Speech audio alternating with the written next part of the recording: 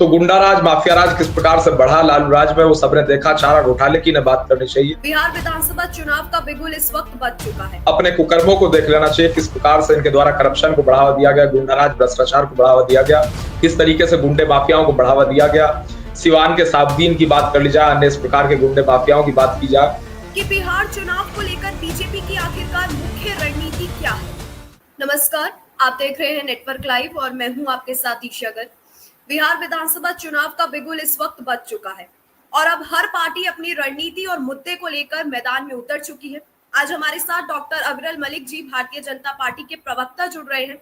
आइए जानते हैं उनसे बीजेपी का एजेंडा क्या है, विपक्ष के आरोपों पर उनकी क्या राय है और बिहार की जनता से वो आखिरकार क्या वादे लेकर जा रहे हैं। अविरल जी, बहुत बहुत स्वागत है आपका हमारे चैनल नेटवर्क लाइव पर। सबसे पहला सवाल आपसे यही है कि बिहार चुनाव को लेकर बीजेपी की आखिरकार मुख्य रणनीति क्या है। जी नहीं, देखिए, जहां तक विषय बिहार विधानसभा चुनाव का, तो हमारी बिल्कुल स्पष्ट रणनीति है। विकास के मुद्दे पर भारतीय जनता पार्टी चुनाव लड़ती रही है और चुनाव लड़ेगी, इसमें कोई दो राय नहीं है।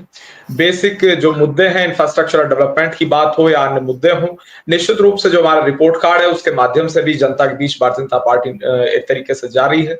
और जहां तक विषय पर्टिकुलरली एनडीए की अगर बात कर ली जाए, तो एनडीए पूर्ण रूप से बिहार प्रदेश में मजबूत है और इसीलिए एसआईआर को स्टीलिंग इंडियन राइट्स से जोड़ देना और इस प्रकार की बात करना जो विपक्ष के द्वारा की जा रही है, मैं समझता हूँ वो बिल्कुल स्पष्ट नजर आ रहा है। और उसके साथ साथ जहां तक विषय है भारतीय जनता पार्टी का, तो मैं समझता हूँ निश्चित रूप से भारतीय जनता पार्टी पूर्ण बहुमत की सरकार बिहार प्रदेश में आने जा रही है। एनडीए की सरकार, नीतीश जी के नेतृत्व वाली सरकार निश्चित रूप से रिपीट करेगी। और उसके साथ साथ जहां तक विषय डबल इंजन की सरकार का, तो बिहार प्रदेश के लोग डबल इंजन की सरकार को पसंद कर रहे हैं। चाहे वो लॉ एंड ऑर्डर की बात कर ली जाए, महिला सुरक्षा की, नारी सशक्तिकरण की बात कर ली जाए, या फिर अलग अलग सेक्टर्स की बात कर ली जाए, एग्रीकल्चर सेक्टर हो, हेल्थ सेक्टर हो, एजुकेशन सेक्टर हो, या फिर करप्शन को डिक्रीज करने की बात हो, गुंडाराज और माफिया राज को समाप्त करने की बात हो, या फिर बेटी बचाओ की बात हो, तो बिल्कुल स्पष्ट रूप से मैं समझता हूँ नजर आ रहा है। रूरल डेवलपमेंट हो, अर्बन डेवलपमेंट हो, और उसके साथ साथ जहां तक विषय है, एक तरीके से कंपैरेटिव स्टडी अगर कर ली जाए, तो आरजेडी के शासनकाल में किस तरीके से गुंडे माफियाओं को बढ़ावा दिया गया, सिवान के साबदीन की बात कर ली जाए, अन्य इस प्रकार के गुंडे माफियाओं की बात की जाए, मैं समझता हूँ वो सर्वविदित है, बिल्कुल स्पष्ट है। आपने बोला नीतीश कुमार जी सीएम के रूप में, सीएम के चेहरे में देखे जाएंगे।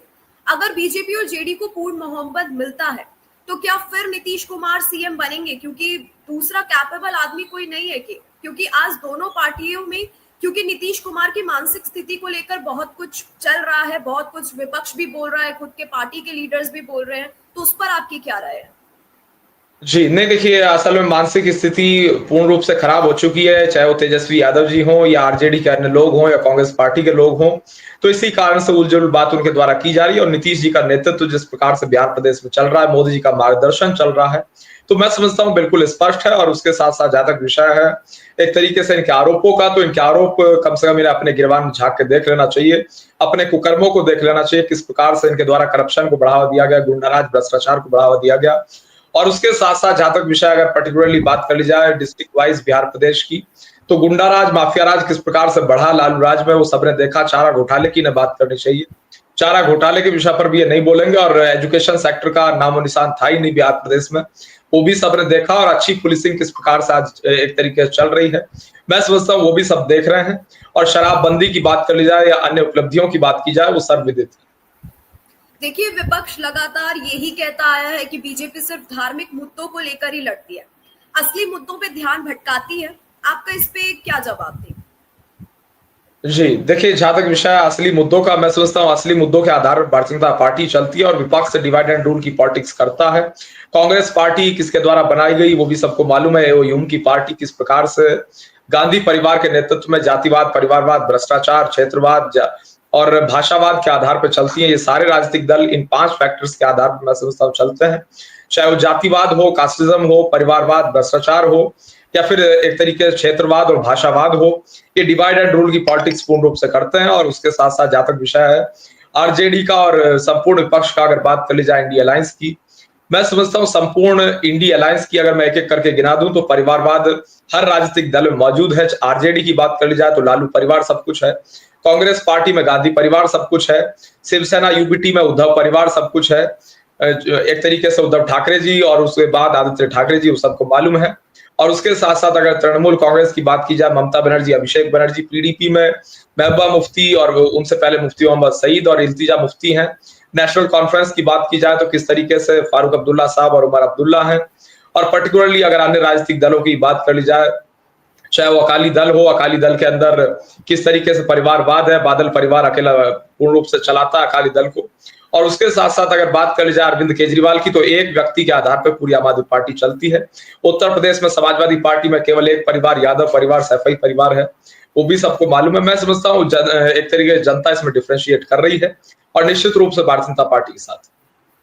अगर इस बार बिहार विधानसभा चुनाव में बीजेपी और जेडीयू को पूर्ण बहुमत नहीं मिलता है और सरकार बनाने के लिए जोड़ तोड़ की राजनीति करनी पड़ती है, तो क्या उस स्थिति में बीजेपी और जेडीयू किसी और चेहरे को मुख्यमंत्री के तौर पर स्वीकार करेगी, जैसे कि चिराग पासवान हो गए और जनसुराज पार्टी के नेता हो गए प्रशांत किशोर?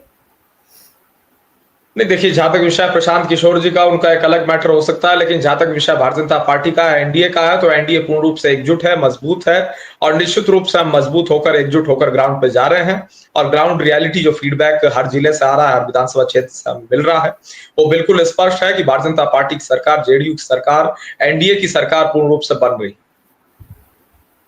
किस मुद्दे को लेकर बीजेपी इस बार बिहार विधानसभा चुनाव में उतरेगी? विकास, रोजगार, किस चीज को लेकर उतरेगी? शिक्षा या जी, फिर कोई देखिए, हम कानून व्यवस्था?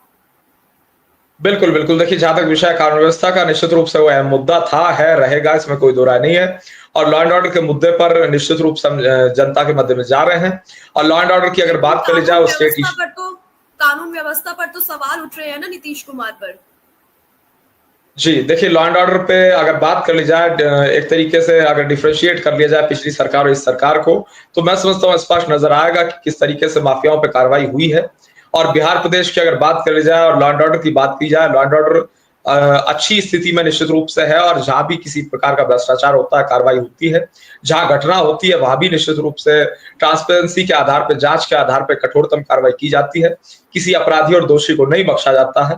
और उसके साथ साथ अगर लॉ एंड ऑर्डर की पर्टिकुलरली मैं समझता हूँ बात की जाए, तो बिल्कुल स्पष्ट है, law and order state issue है। स्टेट इशू होने के नाते लॉ एंड ऑर्डर अहम मुद्दा रहेगा, विकास अहम मुद्दा रहेगा। अब रोटी, कपड़ा, मकान, शिक्षा, चिकित्सा, स्वास्थ्य, इन मुद्दों के आधार पर जनता के मध्य में जाएंगे। मूलभूत आवश्यकताओं को पूर्ण करने का कार्य हमारी सरकार के द्वारा किया गया। और केंद्र सरकार का किस प्रकार सहयोग रहा, और निश्चित रूप से केंद्र सरकार के द्वारा और राज्य सरकार के द्वारा तमाम सारी जन कल्याणकारी योजना चलाई गई। हिंदू, मुस्लिम, सिख, ईसाई, जैन, बौद्ध, पारसी, सबके हित में एक तरीके से फैसले लिए गए। सब जाति धर्मों को एक साथ जोड़ने का कार्य निश्चित रूप से किया गया। मैं समझता हूं उसमें कोई दो राय नहीं।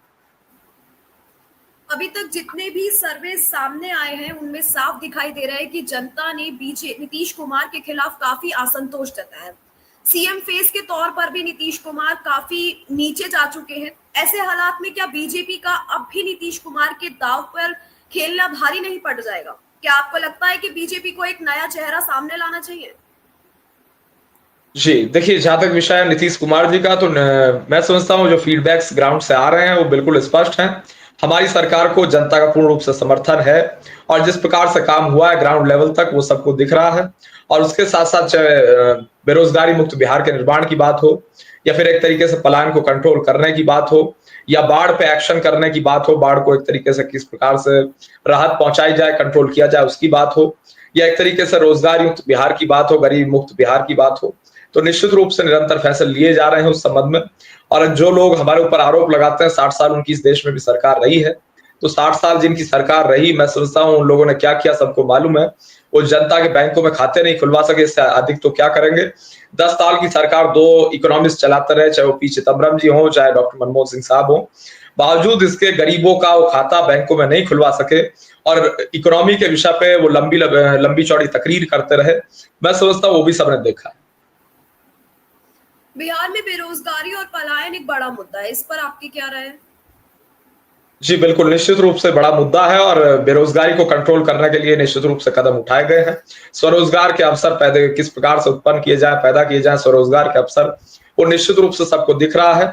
और साथ साथ अगर बात कर ली जाए बेरोजगार की युवाओं की, तो किस प्रकार से उनकी तादाद कम हो और रोजगार उन्हें एक तरीके से मिले, खाली जो नियुक्तियां हैं वो किस प्रकार से रिक्त पद भरे जाएं, इसकी निश्चित रूप से हमने चिंता की। शिक्षा और स्वास्थ्य व्यवस्था पर विपक्ष हमलावर है। क्या बीजेपी इसको मानती है कि इन सेक्टर्स में और काम करने की जरूरत है? नहीं, अच्छी बात है कि आज कम से कम चर्चा में शिक्षा और स्वास्थ्य बिहार प्रदेश में आ रहा है, क्योंकि पहले शिक्षा और स्वास्थ्य की जगह सिवान का शहाबुद्दीन चर्चाओं में रहता था और उसके साथ साथ अपराधी और गुंडे चर्चा में रहते थे। आज कम से कम शिक्षा स्वास्थ्य पे बात कर रहे हैं, ये निश्चित रूप से हमारी कामयाबी है और निरंतर इन सेक्टर्स में डेवलपमेंट हो रहा है। गठबंधन राजनीति पर क्या बीजेपी अपने दम पर बहुमत पा सकती है या फिर सहयोगी दलों पर ही निर्भर रहेगी? जी, देखिए, जहाँ तक विषय बहुमत का है तो हमारी पूर्ण बहुमत की सरकार बनेगी और अपने साथियों के साथ निश्चित रूप से हम एकजुटतापूर्वक चुनाव लड़ रहे हैं और पूरा एनडीए एकजुट है, इसमें कोई दो राय नहीं। एसआईआर पर आप क्या कहना चाहेंगे? देखिए, जहाँ तक एसआईआर की अगर बात कर ली जाए तो स्टीलिंग इंडियन राइट्स, इस प्रकार की भाषा का प्रयोग करना, फिर प्ले कार्ड्स लहराना और हर एक सांसद का एक लक्ष्य रहता है विपक्ष के कि आज के ट्वीट का इंतजाम हो जाए, जुगाड़ हो जाए, एक फोटो खींच जाए पार्लियामेंट के बाहर प्ले कार्ड लेके। इस आधार पर अगर ये राजनीति करेंगे, मैं समझता हूँ बहुत दुखद और निंदनीय है। और उसके साथ साथ अगर बात राहुल गांधी जी की, अखिलेश यादव की, विपक्ष की कर ली जाए, राहुल गांधी को मेरी आपके टीवी चैनल के माध्यम से भी सलाह रहेगी कि वो किसी प्रकार से इन मुद्दों पर चर्चा ना करें। अगर वो चर्चा करनी है किसान के मुद्दे पर करें, जितने सवाल उन्हें करना है सरकार जवाब देने के लिए तैयार है, बैठी है और निश्चित रूप से विकास के मुद्दे पर वो चर्चा करें तो बेहतर होगा। और जहां तक विषय राहुल गांधी जी का, तो राहुल गांधी अगर विकास के मुद्दे पे डिबेट करना चाहेंगे तो हमारी सरकार हर मुद्दे पर जवाब देने के लिए तैयार है, लेकिन वो विकास के मुद्दे पर डिबेट नहीं चाहते, वो ईवीएम चिल्लाने का काम करते हैं। मैं समझता हूँ वो दुखद है। ईवीएम की अगर पर्टिकुलरली बात कर ली जाए, एसआईआर की बात कर ली जाए, वोट चोरी की बात कर ली जाए, ईवीएम का मुद्दा ग्राउंड से खत्म हो गया, जनता ने नकार दिया, इसीलिए एसआईआर और वोट चोरी का मुद्दा लाए हैं। और जहां तक विषय एसआईआर और वोट चोरी का, इन्हें सामने दिख रहा है बिहार विधानसभा चुनाव हार रहे हैं, इसीलिए एसआईआर और वोट चोरी का मुद्दा लाए। एसआईआर बिल्कुल स्पष्ट है, वो वोटर लिस्ट को अपग्रेड किया जा रहा है एक तरीके से, वो बिल्कुल स्पष्ट रूप से सबको नजर आ रहा है। किसी का निधन हो गया, उसका नाम हटा दिया जा रहा है और उसके साथ साथ कोई अन्य त्रुटि है उसको परिवर्तित किया जा रहा है, सही किया जा रहा है। अगर उसके साथ साथ 18 साल किसी की आयु हो गई, उसका नाम वोटर लिस्ट में जुड़ रहा है। मैं समझता हूँ अपग्रेडेशन में इन्हें कोई समस्या नहीं होनी चाहिए और मुद्दा आधारित इन्हें राजनीति करनी चाहिए। उसके साथ साथ जहां तक पर्टिकुलरली अगर बात कर ली जाए 2013 से और 2014 से, तो 2013 में तो गुजरात के मुख्यमंत्री थे नरेंद्र मोदी और 2014 में वो चुनाव लड़ने के लिए काशी आए थे। और उस समय अगर बात कर ली जाए, यूपी में अखिलेश यादव की सरकार थी, केंद्र में डॉक्टर मनमोहन सिंह जी की सरकार थी और अखिलेश की सरकार के हाथ में पूरा सरकारी तंत्र यूपी का था, केंद्र में कांग्रेस पार्टी और गांधी परिवार के हाथ में था।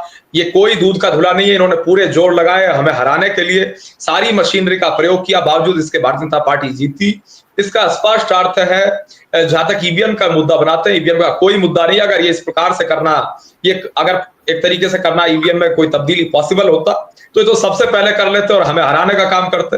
हमारी कहीं सरकार नहीं थी, बावजूद इसके हमारी सरकारें आई कांग्रेस को हराते हुए, वो भी सबने देखा। अगर ईवीएम का मुद्दा बनाते हैं, जितने इनके मुख्यमंत्री हैं राज्यों में, उन्हें इस्तीफा देना चाहिए, चाहे हिमाचल प्रदेश के हों, चाहे ममता बनर्जी हों, चाहे ये जो कर्नाटक के इनके चीफ मिनिस्टर हैं ये हों, या फिर भगवंत मान हों, अन्य राज्यों के मुख्यमंत्री हों, इन्हें इस्तीफा दे देना चाहिए, क्योंकि ईवीएम से चुन के आए हैं। राहुल गांधी, प्रियंका गांधी वाड्रा खुद ईवीएम से चुन के आए हैं। और उसके साथ साथ अगर बात कर ली जाए पर्टिकुलरली डॉक्टर मनमोहन सिंह साहब की, तो डॉक्टर मनमोहन सिंह साहब खुद किस तरीके से ईवीएम के माध्यम से 2 बार प्रधानमंत्री रहे, वो भी सबने देखा। और जहां तक विषय है राहुल गांधी जी का, मैं समझता हूँ मुद्दों के आधार पर बात करेंगे शायद सही रहेगा। जम्मू कश्मीर में लोग जीत गए थे और जम्मू कश्मीर में जीतने के बाद किस प्रकार से इन्होंने कोई आरोप नहीं लगाया, सब इनके लिए बढ़िया रहा। वहां ईवीएम खराब नहीं हुआ, कुछ खराब जम्मू कश्मीर में नहीं हुआ। और जैसे ही एक तरीके से हरियाणा प्रदेश में हारे, हरियाणा में हारते ईवीएम वगैरह सब खराब हो गया। मैं समझता हूँ ये डबल स्टैंडर्ड्स नहीं करने चाहिए। मेरा तो फैमिली कनेक्शन भी राहुल गांधी से पारिवारिक नाता है, लेकिन मेरा इतना ही इनसे निवेदन रहेगा राहुल गांधी से, मुद्दों के आधार पर बात करें शायद अच्छा रहेगा, लेकिन ये मुद्दा ना जानते हैं ना बात करना चाहते हैं। एक ही व्यक्ति के 2 वोटर आईडी कार्ड निकल रहे हैं, उस पे क्या कहेंगे आप? नहीं, वो इसीलिए अपग्रेडेशन निश्चित रूप से किया जा रहा है, इसीलिए इन्हें विरोध नहीं होना चाहिए। अपग्रेड करने का और त्रुटि हटाने का अर्थ यही है जो इलेक्शन कमीशन रन कर रहा है। इलेक्शन कमीशन तब भी था 2014 से पहले। 2014 से पहले जब इनकी सरकारें थी, ना ईवीएम खराब था इनके मुताबिक, ना इलेक्शन कमीशन खराब था, ना कोई धांधली हो रही थी। जहां इनकी सरकार बन जाती है सब बढ़िया रहता है। और अगर उसके साथ साथ बात कर ली जाए अपग्रेडेशन की, अपग्रेडेशन से इन्हें कोई विरोध नहीं होना चाहिए, ये स्पष्ट जान। पिछले कुछ दिनों में महागठबंधन और नीतीश कुमार के फैसले पर काफी राजनीति देखने को मिली है, इसको आप कैसे देखते हैं? जी। देखिए, जहाँ तक विषय महागठबंधन का और जहाँ तक इस तरीके का विषय है, मैं समझता हूँ महागठबंधन ये जातिवादी लोग सब एकजुट हुए हैं और जो परिवारवादी लोग हैं, वो अपनी राजनीतिक बेरोज़गारी को समाप्त करने के उद्देश्य से एकजुट हुए हैं, एक मंच पे आए हैं। तो जो इनका खुद का अनएम्प्लॉयमेंट है, इनके खुद के मुद्दे हैं, इन्हें जनता के मुद्दे से मतलब नहीं है। ये अपने पर्सनल मुद्दों को लेके राजनीति में घुसे हुए हैं और किस तरीके से सारे परिवार एक मंच पे एकजुट हुए हैं, वो भी सबने देखा। विपक्ष तो ये भी कह रहा है कि सरकार बस ठीक विधानसभा चुनाव या चुनाव से पहले ही योजनाओं का झुनझुना दिखा रही है। क्या ये सच है? जी, देखिए क्योंकि बिल्कुल, किसी-किसी देखिए जहाँ बिहार तक विधानसभा क्षेत्र में ये सर्वे भी किया गया है कि अभी तक बिजली वहां पर नहीं मिल रही है। जो मुफ्त बिजली का ऐलान नीतीश कुमार ने किया है, वो वहां तक नहीं पहुंची है। तो इस पर आपकी क्या राय है? नहीं, देखिए अगर इलेक्ट्रिफिकेशन की बात कर ली जाए तो निश्चित रूप से बेहतर हाल पूरे बिहार प्रदेश में है और उसके साथ-साथ जहाँ तक विषय है, इन फ्यूचर क्या किया जाएगा तो निश्चित रूप से डेवलपमेंट किया जाएगा, इसमें भी कोई दो राय नहीं है। और अगर कोई चीज़ छूट गई है तो उसको पूर्ण करने का कार्य अगली सरकार में होगा, इसमें कोई कन्फ्यूज़न नहीं है। और इस सरकार में जिस प्रकार से काम हुए हैं, वो सबने देखे कि किस तरीके से गाँव-गाँव तक बिजली पहुँचाने का काम हमारी राज्य सरकार खैर बिहार में है, उसने भी किया और केंद्र सरकार के माध्यम से देश के गाँव-गाँव तक बिजली पहुँचाने का काम, घर-घर बिजली पहुँचाने का कार्य किया गया। स्वच्छ पेयजल घर-घर तक पहुँचे, देश भर में इसकी भी हमारी केंद्र सरकार ने चिंता की। अच्छे से एक तरीके से आवास मिल सके, पक्का मकान हर गरीब को मिल सके, बेघर को मिल सके, उसकी हमने चिंता की आवास योजना के माध्यम से। और उसके साथ-साथ तमाम सारी योजनाएँ केंद्र सरकार ने चलाई, किसानों के लिए सॉइल हेल्थ कार्ड की स्कीम चलाई और उसके साथ-साथ किसान सम्मान निधि योजना चलाई गई, वो भी सबने देखा है। और किसी रूप में आज कोई करप्शन नहीं है, अगर कहीं करप्शन होता है तो एक्शन तत्काल होता है। ये हमारी जिम्मेदारी रहती है, इसमें कोई कन्फ्यूजन नहीं। बीजेपी के लिए सबसे बड़ा चैलेंज इस वक्त बिहार विधानसभा चुनाव में क्या है? नहीं, देखिए बिहार विधानसभा चुनाव में मैं समझता हूँ कोई चैलेंज नहीं है, केवल चैलेंज एक ही है कि ये किसी प्रकार का झूठ ना फैलाएं, जिस प्रकार से झूठ फैलाने का इन्होंने काम उत्तर प्रदेश के भीतर समाजवादी पार्टी ने किया था। Keshavananda Bharati case landmark judgment होने के बावजूद इन्होंने कहा था अगर मोदी सरकार आ गई तो ये संविधान को समाप्त कर देंगे, जबकि केशवानंद भारती केस में स्पष्ट landmark judgment Supreme Court of India का एक कहता है स्पष्ट तरीके से कि किसी भी तरीके से बेसिक स्ट्रक्चर ऑफ कॉन्स्टिट्यूशन में परिवर्तन नहीं किया जा सकता पार्लियामेंट के द्वारा। मैं समझता हूँ इस प्रकार के झूठ ना फैलाएं, भ्रमित जनता को ना करें और जनता इस बार भ्रमित होने वाली भी नहीं। सीएम फेस के तौर पर आप किसे देखना चाहेंगे अविरल मलिक जी? आपने बोला नीतीश कुमार ही दोबारा से सीएम फेस के तौर पर देखे जाएंगे। यदि नीतीश कुमार नहीं तो पार्टी में किस नेता को सीएम फेस तौर पर देखना चाहेंगे? जी, देखिए हमारा पार्टी संगठन निश्चित रूप से मिल बैठ के हम हमारा पूरा एनडीए अलायंस फैसला लेता है, इसमें कोई कंफ्यूजन नहीं है। लेकिन नीतीश जी के नेतृत्व सरकार चली है, उस रिपोर्ट कार्ड के आधार पे, मोदी जी के नेतृत्व के रिपोर्ट कार्ड के आधार पे जनता के मध्य गांव-गांव हम जा रहे हैं। अगर जनता आपको चुनती है तो सबसे पहला मुद्दा बिहार विधानसभा चुनाव के बाद आप किस मुद्दे पर काम करेंगे? कौन सा मुद्दा उठाएंगे बिहार में? देखिए शिक्षा, चिकित्सा, स्वास्थ्य निश्चित रूप से मुद्दे रहेंगे, रोटी, कपड़ा, मकान मुद्दा रहेगा और बेसिक बुनियादी सुविधाएं गांव-गांव पहुंचाना, हर घर तक पहुंचाना हमारा मुद्दा रहेगा। करप्शन को पूर्ण तरीके से और समाप्त करना ये मुद्दा रहेगा। अच्छा लॉ एंड ऑर्डर देना मुद्दा रहेगा। डेवलपमेंट करना हमारा मुद्दा रहेगा और एग्रीकल्चर सेक्टर में डेवलपमेंट हो, एजुकेशन और हेल्थ सेक्टर में डेवलपमेंट हो, इसका मुद्दा रहेगा। अगर कहीं कोई किसी विभाग में कोई खाली पद पड़े हैं, उसमें युवाओं को रोजगार मिल सके, ये हमारा निश्चित रूप से मुद्दा रहेगा। महिला वोटर्स और युवा वोटर्स को लुभाने के लिए बीजेपी की क्या खास रणनीति है? देखिए नंबर एक हम महिला वोटर्स की रणनीति हम जान चुके हैं ना कि दिल्ली। जी, देखिए हम किसी रूप में मैं समझता हूँ कोई जी मेरी आप तक आवाज पहुंच रही है? आगे जी मेरी आवाज आप तक पहुंच रही है? हाँ जी, हाँ जी, जी देखिए जहां तक विषय है युवाओं को लुभाने का, महिलाओं को लुभाने का, देखिए किसी प्रकार से लुभावने वादे भारतीय जनता पार्टी नहीं करती है। जो निश्चित रूप से हो सकता है वही वादा किया जाता है और जितने वायदे हैं वो पूर्ण किए जाएंगे और ग्राउंड लेवल तक योजनाओं का लाभ पहुंचे, ये निश्चित रूप से हमारी प्रायोरिटी में शामिल रहेगा। और उसके साथ साथ अन्य बहुत सारे मुद्दे हैं जिन मुद्दों के आधार पर हम कार्य करेंगे और उसके साथ साथ जहां तक महिला सुरक्षा की बात है प्रायोरिटी में शामिल रहेगा और उसके साथ साथ जहां तक विषय है नारी सशक्तिकरण का, माननीय मोदी जी के द्वारा स्पष्ट संदेश है कि नारी सुरक्षा और नारी सशक्तिकरण प्रायोरिटी में रहे और छात्रों के लिए भी, विद्यार्थियों के लिए अच्छी शिक्षा रहे, इसकी चिंता निश्चित ही की जाए। तो फिर अब तक दिल्ली में इस योजना की शुरुआत क्यों नहीं की गई है बीजेपी की ओर से? जी देखिए निरंतर फैसले दिल्ली प्रदेश के अंदर भी लिए जा रहे हैं। माननीय मुख्यमंत्री रेखा गुप्ता जी किस तरीके से एक्टिव हैं और किस तरीके से जो अभी दुखद घटना घटित हुई बावजूद इसके वो एक्टिव हैं, तो सबको नजर आ रहा है। और जितने वायदे हैं उन वायदों को पूर्ण करने का कार्य जो रिपोर्ट कार्ड के माध्यम से जनता के मध्य में आ रहे हैं, सबको दिख रहा है। जो वायदे हमने किए थे कि को निश्चित रूप से पॉइंट वाइज पूर्ण करने का हमारे द्वारा कार्य किया जा रहा है, चाहे यमुना को स्वच्छ करने का विषय हो या मां यमुना को स्वच्छ करने की बात हो या फिर अन्य मुद्दे हों, किस तरीके से अच्छी सड़कें दिल्ली प्रदेश की रहें और किस तरीके से दिल्ली प्रदेश डेवलप हो, इसकी हम चिंता कर रहे हैं। मेरा आखिरी सवाल है विरल जी आपसे, विपक्ष की सबसे बड़ी कमजोरी क्या है? देखिए, विपक्ष की जहां तक कमजोरी का विषय है, सारी कमजोरियां विपक्ष के अंदर स्पष्ट दिख रही हैं। एक तो करप्शन सबसे बड़ी कमजोरी है और उसके साथ साथ जहां तक विषय विपक्ष का, तो विपक्ष जहां भी सत्ता में आता है भ्रष्टाचार एक तरीके से बढ़ावा देने का काम करता है, घूसखोरी को बढ़ावा देता है। उसके साथ साथ तरीके से अगर बात कर ली जाए तो जातिवाद, परिवारवाद इनका बड़ा मुद्दा है।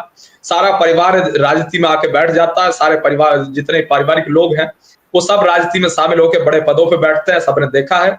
और विपक्ष की अगर बात कर ली जाए, विपक्ष का हेड गांधी परिवार जो है, गांधी परिवार के आधार पे निश्चित रूप से पूरा देश फिर चलता है, वो सबने देखा 60 साल तक किस तरीके से देश चला। और उत्तर प्रदेश की बात कर ली जाए तो यादव परिवार किस तरीके से सक्रिय रहता है, सैफई वाला परिवार, वो भी सबको मालूम। ठीक है, बहुत बहुत शुक्रिया आपका विरल जी हमारे चैनल पर। जी बहुत बहुत धन्यवाद ईशा जी। हमारे दर्शकों को बताने के लिए बीजेपी का बिहार विधानसभा चुनाव का एजेंडा, विपक्ष की आपने जो बात करी, बहुत बहुत धन्यवाद आपका। आपसे फिर मुलाकात करेंगे हमारे चैनल पर ही। आपका समय देने के लिए हमें